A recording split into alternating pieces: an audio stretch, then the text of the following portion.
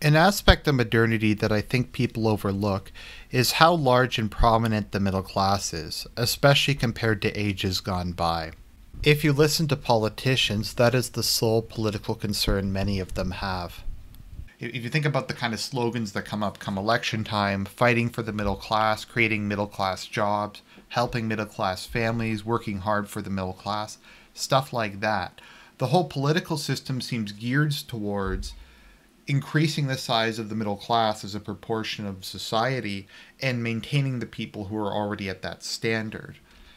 Even more so than aspiring to be upper class, people aspire to be part of the middle class. That's seen as the ideal. In fact, in many Western countries, it's a majority of the population, both in terms of people who consider themselves to be middle class and those who could be considered middle class in a historically correct sense. A critical part of understanding how the modern world came to be is to understand how the middle class rose, how it went from being a tiny subsection of society to become, in many cases, the dominant political force that controls most of the modern West.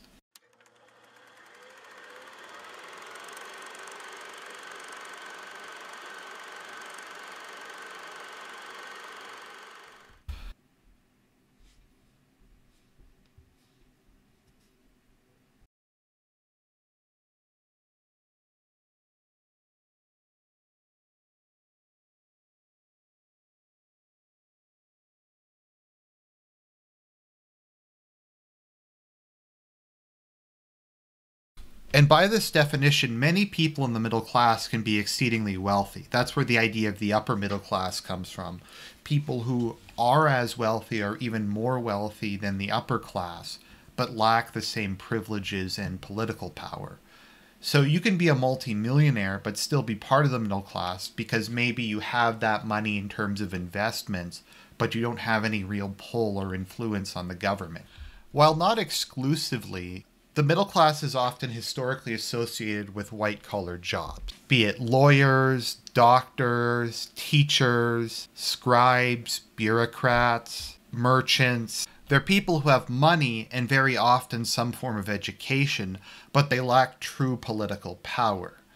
And for that reason, they're inherently the most unstable portion of society. Because let's think about this for a minute. If you're a peasant, you're barely eking out a living. You might very well be illiterate. You don't really think about these grand political ideas. You don't think about things like liberty or representation or democracy. Your primary concern is going to church and feeding your family. You need a certain degree of education in order to dream these bigger dreams. Also, like I said, peasants are busy with other stuff. They're busy trying to feed their families. If they leave their farms to go do political action work, then the crops aren't going to get harvested and their family starves. And then you look at the upper class. The upper class is happy with the current situation.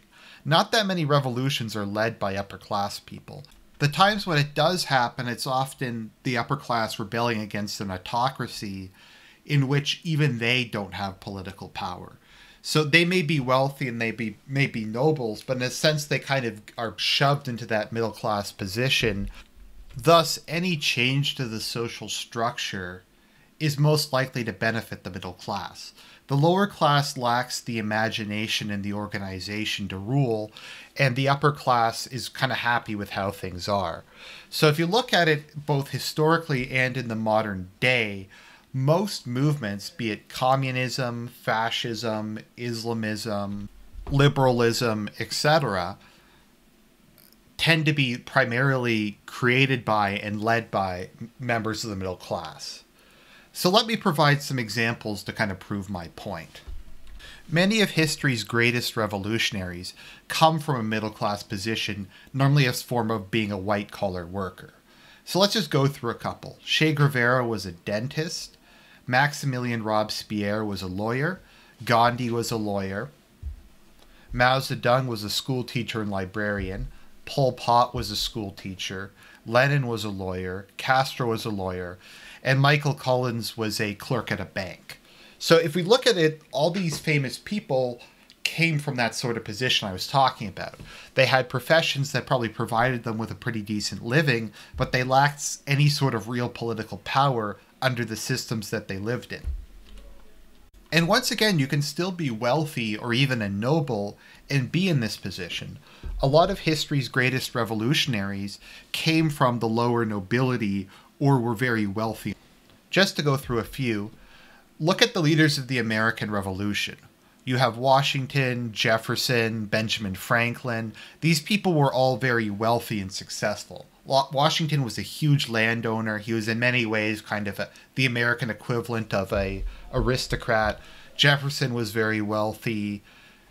Benjamin Franklin was a very successful inventor and I guess you could just say businessman. And these were, in most societies, you would think of these people as being the top of the ladder. But as it was a colonial society, they didn't really exert the same amount of influence that they would if they had been nobility in Britain.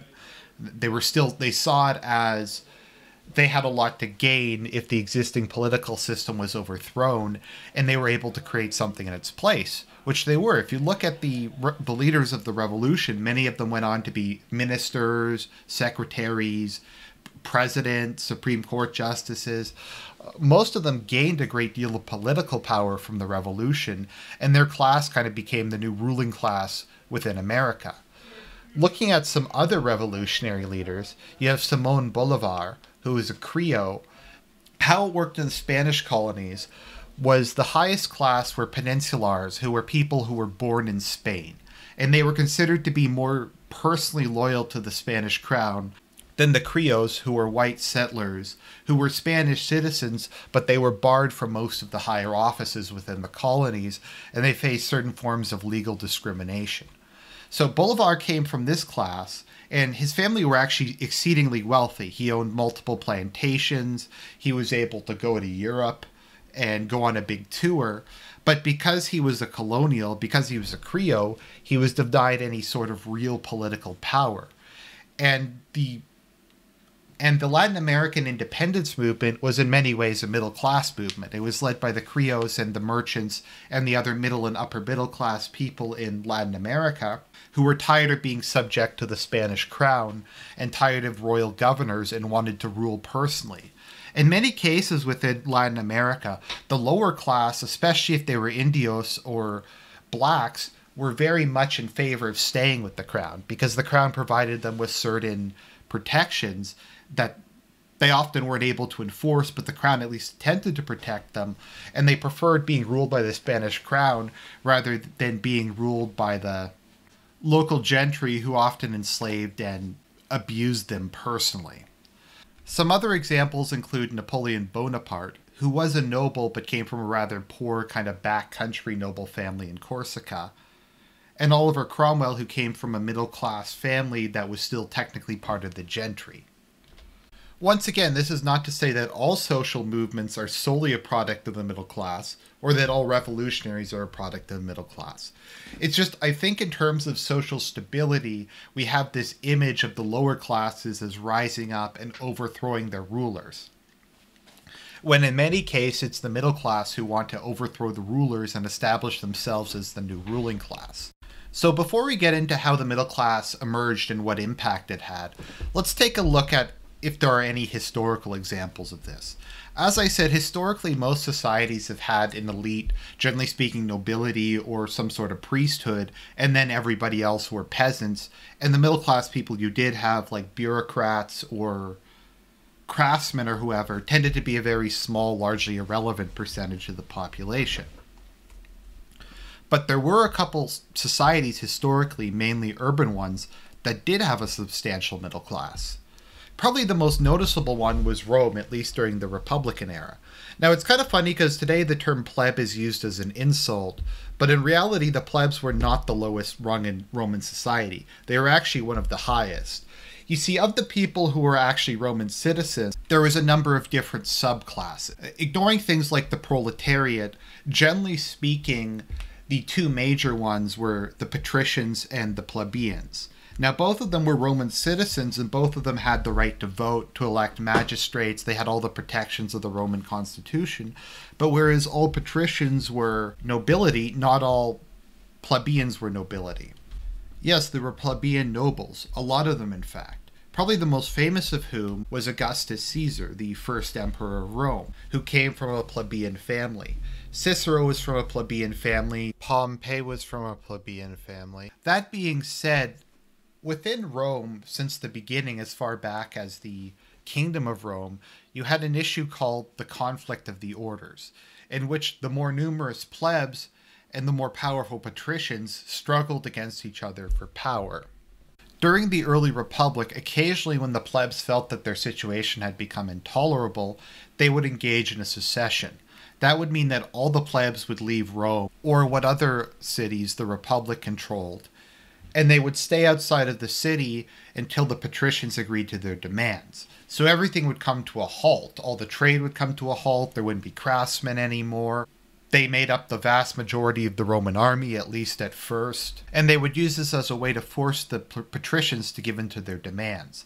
So very early on, some of their demands were that they would also be allowed to vote, and they would also be allowed to elect their own magistrates, including the extremely powerful tribune of the plebs. Eventually, it also became custom to have one of the consuls be a plebeian. So generally, there'd be one patrician consul and one plebeian consul. Over time, the conflict of the orders led to codification of Roman law, more rights for the individual citizen, more power to the democratically elected assemblies. Keep in mind, in terms of Roman democracy, it was probably only something like 10% of the population could vote. But my point being, because there was a substantial middle class within that society, the middle class had a desire for social change. And while not a perfect metaphor, I think in a lot of ways this does echo what we're going to see later on with the Enlightenment, the scientific revolution, and the Industrial Revolution. One of the things that really destabilized the later Republic was, as Augustus put it, the slaves have all the work and the patricians have all the land. So the vast majority of the land within the Roman Republic, and I guess by that point the Roman Empire, was owned by patricians. But because the Roman state had such a dependence on slavery, I've never been able to find exact statistics on what percentage of the Roman population was enslaved, but it was very large. In a lot of cases, the plebeians didn't really have much to do. Sure, some of them were merchants or shopkeepers or things like that. But in a lot of cases, they could either join the army or just go on welfare. And in part because Rome had so much territory and so many slaves, they could afford to just give out bread and money and wine and stuff to the citizens of Rome. So this further made the situation worse, because not only did you have a decently well-educated portion of the population who had at least some money and were decently fed, but had a whole bunch of time on their hands and didn't really have any hope for a better life. Sure, they could join the army, but that was 25 years, and very often the land they got was not particularly good. So that's not a very good environment for a stable society. And interestingly enough, you do see this desire for a constitution, for rule of law, for at least some form of democracy, for representation within most societies in history that have had a sizable middle class, at least in the Western world. I mean, think about it. Greece was very similar to this. Once again, in part, the middle class was allowed to exist because there was such a large slave population. But you did have elected councils, you did have public courts, you did have the rule of law, or at least the ideal of the rule of law. And within the republics that existed during the medieval era and the Renaissance, like Venice or Florence, once again, you did have a lot of these similar conventions that we would eventually see in the modern day. Of course, in most of these states, only the gentry or only the wealthy could vote. But once again, there is this need for some sort of representation, for some sort of rule of law, for some sort of restriction on the ruling class's power. You see this in medieval republics, you see this in the Dutch Republic, you see this within the imperial cities. This is something very common, and it would kind of only become more common as the middle class spread throughout the Western world. So where did the middle class come from? Why did we get more and more people in this emerging class as time went on? Because historically, most people have been subsistence farmers, and if they worked a profession like a shoemaker, they were often very poor, they just had steady work. I mean, think of the world today. We have middle-class jobs that no one would have even thought of. Advertising, market research, programming, stockbroker, and a massive, massive entertainment industry. A lot of these things would just be incoherent or incomprehensible to people in the past. That such a large percentage of the population would not only not be farming, but would not be working in physical tasks at all. So I would say the two biggest reasons for this was the invention of the printing press and the improvement of technology, particularly with regards to agriculture. Historically, books had been extremely expensive because people had to manually copy them. And if you ever had to write lines in school or write an essay, you know how long that takes and how much it hurts your head and how difficult it is. So imagine how long it would take somebody to copy a Bible, let alone having to correct mistakes, maybe redoing pages. Maybe they had some fancy illustrations or calligraphy, and it would take a huge amount of time and a huge amount of money to do this. And as a result, books were unaffordable to anyone but maybe educational institutions, the church, and extremely wealthy people. But with the printing press, that changed. Books were still expensive, but people who had a little bit of money could buy one, or maybe they could open a library up, and they could pool their money together and they could buy a bunch of books, and then people could borrow them and everyone could read them. As printing technology got better, you eventually also got things like newspapers, flyers, instructions, things like this. All these aspects of society that you had to be able to read to participate in. Another one of, in the West at least, the big forces that pushed towards literacy was in Protestantism. There's a very big emphasis on reading the Bible. You have to be able to read the Bible for yourself, and to read that you have to be literate. And because the Bible is a pretty dense book that has a lot of big words in it, you have to be fairly literate to be able to even attempt to read it. So literacy was always a very large priority among Protestant communities. And once you get into American settlers, there was near universal literacy among males at least, very early on, before even the Revolution, depending on the portion of the country that you were living in, and a lot of that comes from the desire to read the Bible. Now, the idea of literacy being a good thing isn't just an invention of the modern era. Pretty much as soon as people invented writing back in ancient Mesopotamia, the response was, this is the greatest thing ever. We need to get as many literate people as possible and just start writing stuff down. And it took a long time before things like novels developed, but people immediately saw that this was a very effective tool. Because, I mean, let's just think of a couple things, like a ledger. Like you have a warehouse, you have a big storage place, and you can write down what's in it. You can write down where it is. You can do bookkeeping. You can say, okay, X person took this out. You can write bills of sale. You can write contracts. Like you two can write a contract and sign it and leave it at a local court.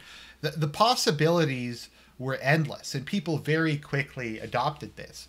Bureaucracies emerged almost from the start in Mesopotamian city-states because it was just so useful.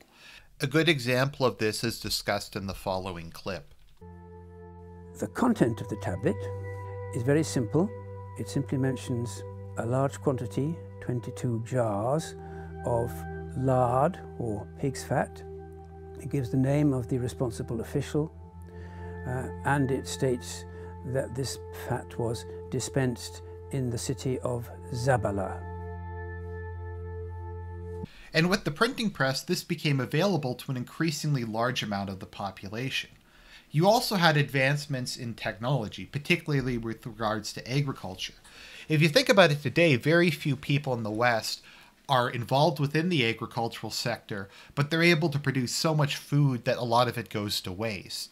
That's just how much more efficient it's gotten. It's gone from like 80% of the population working on farms to like 5% or less of the population working on farms. And those people producing far more than that 80% ever did. Traditionally, food was most of a family's income. Like, people could barely get enough to eat in order to keep alive. Nowadays, the problem we have in most Western countries is food is so cheap and so widely available that obesity is a much bigger problem than hunger. So that being said, you suddenly had a lot of life's costs got a lot cheaper, and there was less of a demand for people to work these farm jobs. So what logically came about is they had to find something for these people to do. And if you think about it today, how useful and how productive is it to be able to read? Pretty much everything in modern society you would need requires reading. And even if you're in a very lowly position, like, I don't know, if you're a manual laborer or a farmer or anything, being able to read things like instructions, weather reports, studies about crops, things like that, being able to do your own accounting, your own bookkeeping, all of these things make you enormously more productive. And traditionally what happens is the more productive a society gets, the more specialized the roles are. Because like in a hunter-gatherer society, probably everyone would do everything. But if you start to have an agricultural society, okay, so you have the people who are really good at growing things, and they're very efficient at it. And because they're able to be efficient at it, you can have other people who can do things like make horseshoes or make barrels or make wagon wheels or that kind of thing. And the more and more efficient production gets heading into the modern era, the more and more specific and strange the roles are that people can undertake. And this combined with, like I said, food became a lot cheaper once we get to the Industrial Revolution. Things like clothing, textiles become very inexpensive. I mean, if you think about clothing, if you don't want to go with something fancy, if you just want to go to Goodwill, you can buy all the clothing you'd want for just dollars. Like on a minimum wage job, you can buy a closet full of clothing. Once again, it's not fancy, but compared to the often rags people were wearing back then, it's unique. It's very strange in terms of history. Most people nowadays have access to things like electricity. They have a very wide variety of food in their diet. Like, for example, the Irish pretty much only ate potatoes. A lot of people historically only ate locally grown vegetables and wheat, and meat was something that was very difficult to come by, and nowadays everybody can eat meat. Meat is still more expensive than vegetables, but it's very affordable, and it's a much larger portion of people's diet. My point being that the total amount of wealth in society expanded so much during the agricultural and the industrial revolution that you were able to support a much larger middle class and a much more specialized portion of the population. You also have things like more advanced forms of communication and transportation. International trade becomes a lot easier. You need more people, like I said, as technology expands, being engineers or mechanics or that kind of thing. And one of the things that comes with having a more literate population is they start to develop more of an imagination. They start to question why things are the way they are and wonder, can't things be better? Like within Moscow, during the last bit of the Tsarist regime, literacy spread very rapidly among the working class. And it's kind of funny because the Russian government obviously censored most books, anything political, but people were still reading Jules Verne, they were still reading Alice in Wonderland, and other things that the regime didn't think were dangerous. But people read them and they're like, wow, in England, there's like middle class people and they're having tea parties, and people in these countries are getting more than us to eat, and things like that. Why can't we have that here? And just kind of that exposure, they started to dream of better things. They started to try to come up with their own solutions. They just said, well, why doesn't the Tsar just do this? Why doesn't he just give us rights? That kind of thing. They weren't just content anymore to leave politics to the ruling class because they had an understanding of it themselves. In many ways, they felt they had a better understanding. Because where a lot of nobility would just spend their days gambling or playing cards or shooting or buying luxurious stuff and just living off of the rents they were collecting from land that they didn't really actively administer or improve, you had these middle class people and they were building things. They were writing books, they were doing research. And they started to say, why do we need these aristocrats? Maybe it's our turn for a place in the sun. We are the driving engine of society. It's time for them to go and for us to take over. And if you look at it, let's just look at a couple revolutions and see who were the driving forces. Within the French Revolution, like you said, you had the Jacobins, you had people like Napoleon, you had people like Robespierre, who were all members of the middle class or the upper middle class. If you look at China, people like Chiang Kai-shek and Mao Zedong and Sun Yat-sen were from the middle class. They tended to be fairly well educated, but they weren't part of the ruling elite. They weren't part of the formal gentry. And so they were exposed to all of these ideas. be they liberalism, democracy. Sun Yat-sen traveled all over the world and saw how other societies were, and he began to dream of something bigger, of something better, of something fundamentally different. It was kind of when you start to have the end of isolation and kind of start being exposed to one another, they really started to question why things were the way they were, and if things couldn't be made better for them personally and for their society.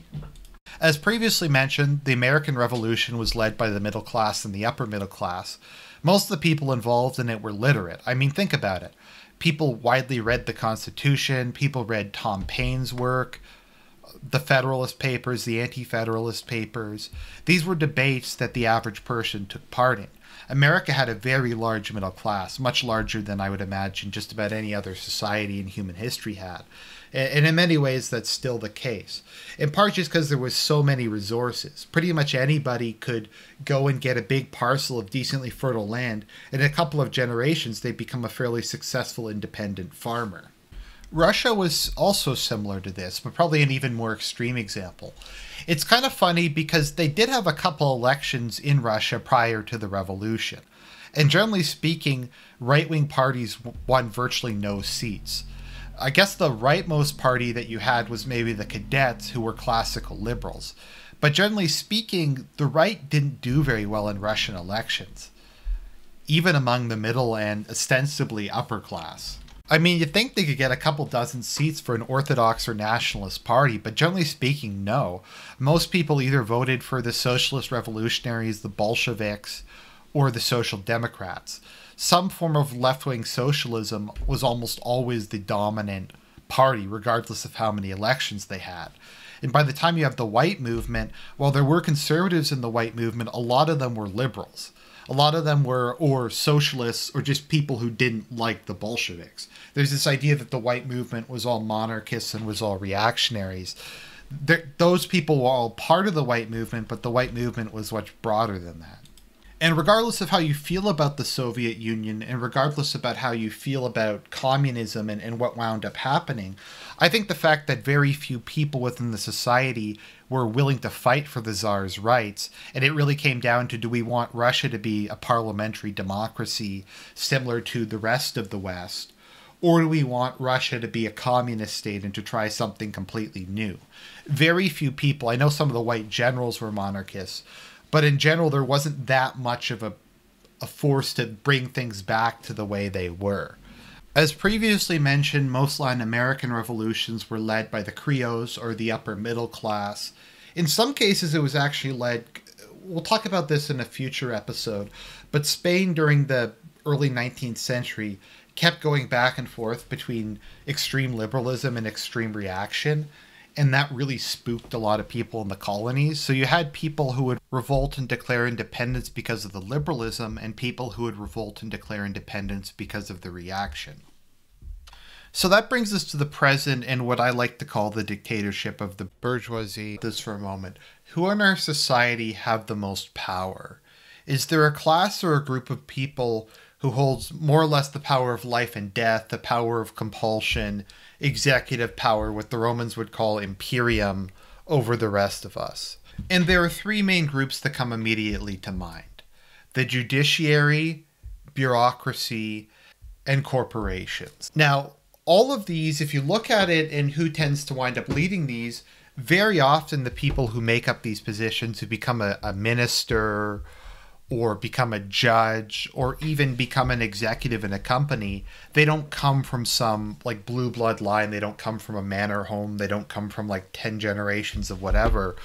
They're very often a kid who was especially ambitious or intelligent or lucky, and they were able to rise up in the social hierarchy. So there is, in a sense, a meritocracy. The problem with meritocracies, though, is people's definition of merit is very different. Some people might say that just being blindly loyal is a form of merit. Some people might say the ability to conform is a form of merit. In our current society, merit is often defined as the ability to be as socially liberal as possible. Is kind of what the merit is based on. So you do have people say, I wish we had a meritocracy. I think we should have a meritocracy. that would be better. But if you really think about it, that is what we have. People who can perform the best in school, who are the best at business, who are the best at, I don't know how you necessarily get into the bureaucracy, acing the civil service examinations or that kind of thing, or LSAT. There is a lot of meritocratic aspects. Whether or not you think any of the tests that allow people to get into these positions are legitimate or worth anything is kind of irrelevant. The point is that we as a society view power as something that is gained as a result of personal achievement and not something that's passed down to you by God or by who your family was. And this dictatorship of the bourgeoisie is why elections often don't matter. And you hear this talked about a lot. Oh, it doesn't matter that Trump won. He can't do anything. It doesn't matter that the conservative party's in power. They can't actually cut taxes. They can't actually cut the rate of spending, etc. Probably the most famous line was something that was said to John Major. We give the impression of being in office, but not in power. And very often that's the way it is for politicians. They attempt to kind of govern the country, but ultimately it's the bureaucracy and the judiciary that control everything. So let's just talk a little bit in brief about the different groups. So the first group is bureaucrats. So that's pretty much anybody. It can be in the private sector, but generally speaking, it's someone who works from the government and is responsible for something. This could be a food inspector. This could be someone who gives out parking tickets. This could be someone who approves home extensions, etc. And if you think about it, a lot of these people have absolute power of life and death over you, and you have virtually no recourse. One of the most prominent examples of this is traffic laws within municipalities. Municipal governments are infamous for passing absurd laws. Like some in cities where people I know have lived, they'll pass things like you can't park on the road outside of your house for more than 2 hours. You aren't allowed to park on the road overnight. You aren't allowed to park on the road between like September and April, even if there's no snow, because the snowplow might come by. Just stuff like that. There'll be, if you've ever been to Toronto, there's a billion different parking signs, many of which conflict with each other. And there's nothing you can really do about it because most of these people are not elected. Elected politicians can't really do anything about them, but they completely control how you live your daily life. Just some other kind of examples at the municipal level. Let's say you need to get your house renovated. For whatever reason, you often have to get a permit to renovate your own property. And the person there could just deny you, and you don't really have much of a recourse. And then you're screwed. And once again, there's stuff like if you own a restaurant, the health inspector has the ability to just shut you down, that sort of thing. If the government just decides, like some bureaucrat somewhere is like, oh, I think this would be a good place to resettle a bunch of refugees. Down the street from you, we're going to build a housing project there. Like, there's nothing you can do about that because that's done within the executive branch, that's done within the bureaucracy, that is completely isolated from political or public interference. So I suppose that's kind of what I mean when I'm getting at these are kind of the new forms of the ruling class. Because if you're a bureaucrat, like I said, how is someone supposed to take action against you for the decisions you make that impact their lives? Generally speaking, elected governments can't get involved with the civil service directly. And you as an individual, all you can do is complain and hope that maybe somebody thinks it's bad optics and goes against you. Decides to help you out. So you have that, and that's both at, like I said, a very petty level, but also on a grand scale, where you have governments will just make decisions and say, oh, this company can commit this crime. This person doesn't have to, like, it's okay if this person commits this crime. It's okay if this other person commits this crime. And you don't have any recourse. Hopefully you understand what I mean. By recourse, I mean you can't vote the bureaucracy out of office. You can't, as a public person, do anything directly about them. They're just there.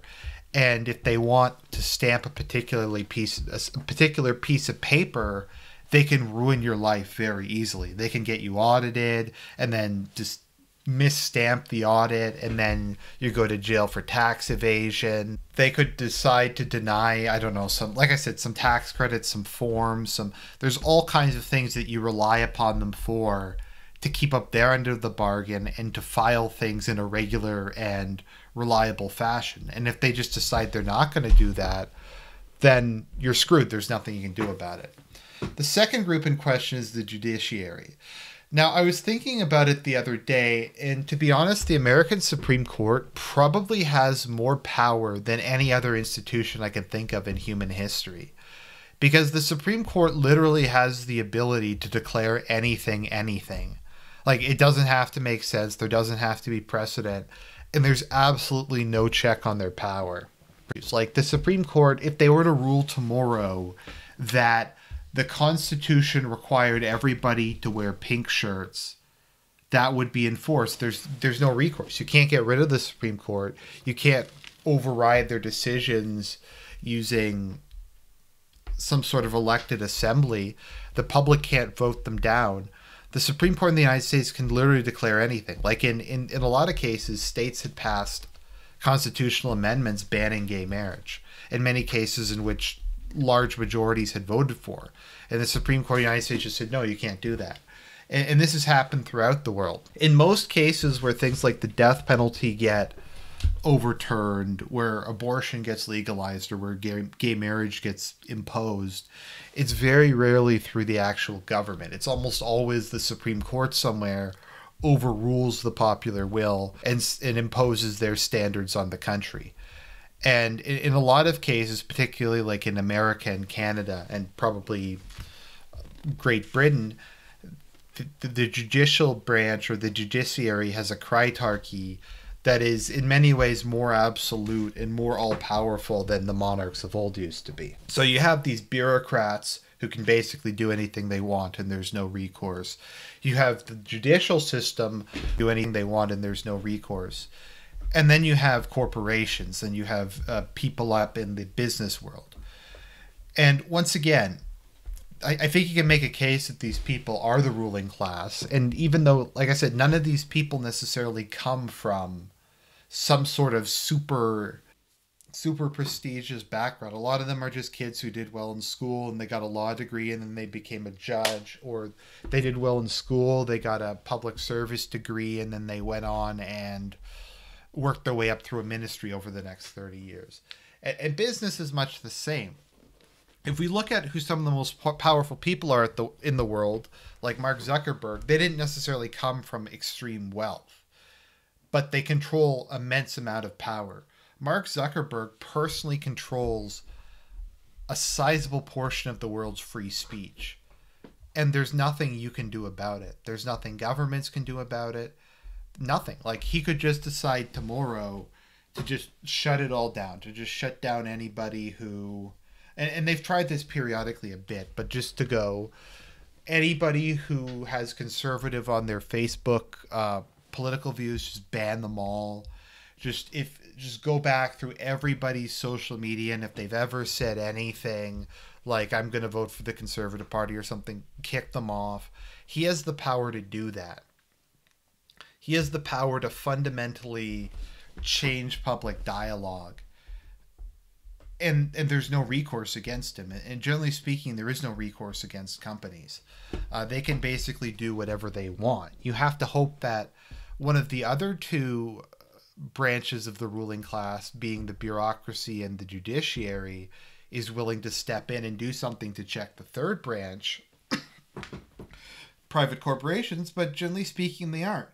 And so you kind of have this incestuous relationship where you have these three unelected, unaccountable groups who can do anything they want, and people in practice have no recourse to it. But at the same time, it is kind of a meritocracy, because if you do really well in school, you know the right people, etc., you can become that next Mark Zuckerberg. You can have total power and total control. It can be anybody. To say that an integral part of modernity is ruled by the middle class is no exaggeration. As we continue to go through this unprecedented phase in human history, we really have to wonder if, when, or how will this end? Will society just continue on for the next 1,000 years with a portion of the middle class being given government positions or private sector corporate jobs, and those people being the ones who rule over the rest of us? Will you eventually get into a scenario where these people kind of become a generational elite, kind of like what they had in China, and you'll get into a scenario where there is de facto nobility and then there's everybody else, and then you'll kind of have a reversion to pre-modern times? It's really difficult to tell, especially when we have automation coming about. We may eventually have universal basic income. We really don't know, and it's going to be fascinating. But for now, we're living in modernity, and the rise of the middle class is one of the factors that led to the making of modernity.